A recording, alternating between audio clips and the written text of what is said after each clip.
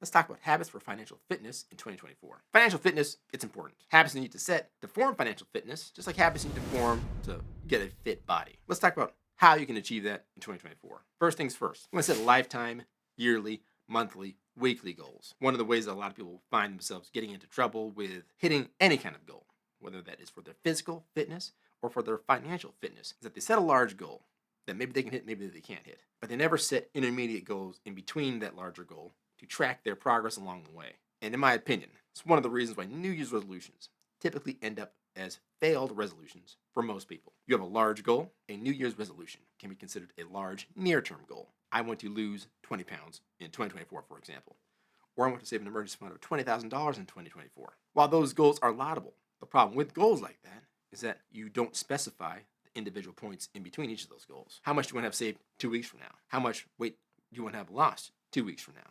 How much do you want to have saved a month from now? How much weight do you want to have lost a month from now? It's important to make and hit both long-term, near-term, and short-term goals if you're really going to grow in 2024. And why do I talk about setting long-term, near-term, and short-term goals? Because doing that helps you to take action on those goals. You know what I say on this channel. A goal without a plan is a wish. A goal with a plan and no action is a wish list. If you're not taking action on your goals, you're definitely not going to hit them. So setting goals of varying lengths and taking action on them is a foundation for hitting all of your hopes and dreams in 2024. Specifically on finances, you want to form and maintain a budget. Make sure your budget stays up to date with your realities. And again, I'm going to go back to the first point.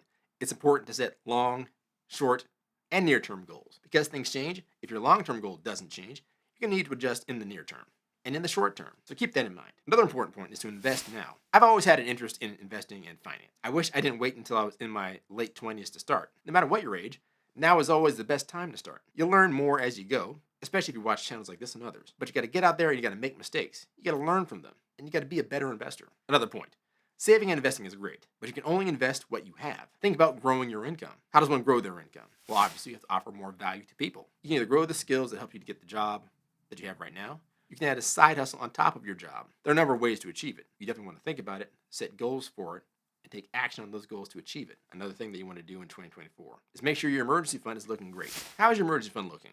Not so great? Well, now's the time to get it started and keep it filled up. If you don't have one, you need to start one. Pick a level that makes sense for you. There are a number of metrics that can work. 3 months salary, a year's salary. Those are common goals that people strive for. Don't get caught up in which one is the best. Just pick one and try and hit it. Once you hit it, try and hit the next level. Once you've hit a level that maybe exceeds your expectations, focus on investing. Because now you have the discipline to save. And once you're saving your money and paying yourself first, you now have the capacity to start growing your wealth.